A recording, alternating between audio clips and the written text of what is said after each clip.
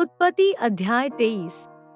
सारा तो 127 बरस की अवस्था को पहुंची, और जब सारा की इतनी अवस्था हुई तब वह किर्यतर्बा में मर गई। यह तो कनान देश में है और हेब्रोन भी कहलाता है।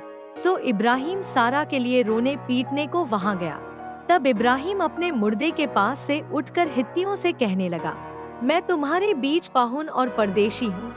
मुझे अपने मध्य में कब्रिस्तान के लिए ऐसी भूमि दो जो मेरी निज की हो जाए, कि मैं अपने मुर्दे को गाड़ के अपने आँख की ओट करूं। हित्तियों ने इब्राहिम से कहा, हे हमारे प्रभु, हमारी सुन, तू तो हमारे बीच में बड़ा प्रधान है। सो हमारी कब्रों में से जिसको तू चाहे उसमें अपने मुर्दे को गाड़। हम में से कोई तुझे अपनी कब्र के लेने से न रोकेगा, कि तू अपने मुर्दे को उसमें गाड़ने न पाए। तब इब्राहिम उठकर खड़ा हुआ और हित्तियों के सम्मुख, जो उस देश के निवासी थे, दंडवत करके कहने लगा, यदि तुम्हारी यह इच्छा हो कि मैं अपने मुर्दे को गाड़ के अपनी आँख की ओट करूं, तो मेरी प्रार्थना है कि सोहर के पुत्र एप्रोन से मेरे लिए विनती करो कि वह अपनी मकपेला वाली गुफा, जो उसकी भूमि की सीमा पर है, उसका पूरा दाम लेकर मुझे दे दे, कि वह तुम्हारे बीच कब्रिस्तान के लिए मेरी निज भूमि हो जाए। और एप्रोन तो हित्तियों के बीच वहां बैठा हुआ था। सो जितने हित्ती उसके नगर के फाटक से होकर भीतर जाते थे, उन सबों के सामने उसने इब्राहिम को उत्तर दिया कि हे मेरे प्रभु, ऐसा नहीं, मेरी सुन, वह भूमि मैं तुझे देता हूँ, और उसमें जो गुफा है वह भी मैं तुझे देता हूँ। अपने जाति भाइयों के सम्मुख में उसे तुझको दिए देता हूँ। सो अपने मुर्दे को कब्र में रख।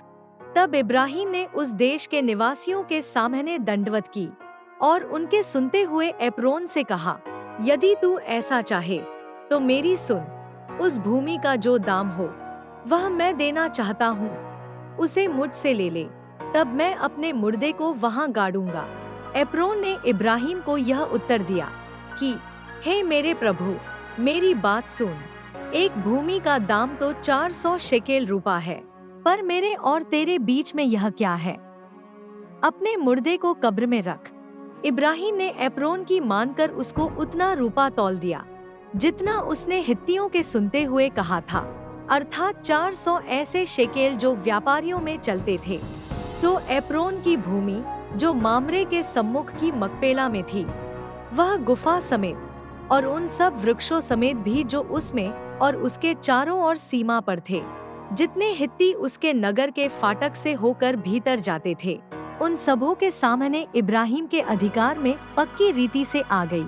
इसके पश्चात इब्राहिम ने अपनी पत्नी सारा को उस मकपेला वाली भूमि की गुफा में, जो मामरे के अर्थात हेब्रोन के सामने कनान देश में है, मिट्टी दी, और वह भूमि गुफा समेत जो उसमें थी, हित्तियों की ओर से कब्रिस्तान के लिए इब्राहिम के अधिकार में पक्की रीति से आ गई।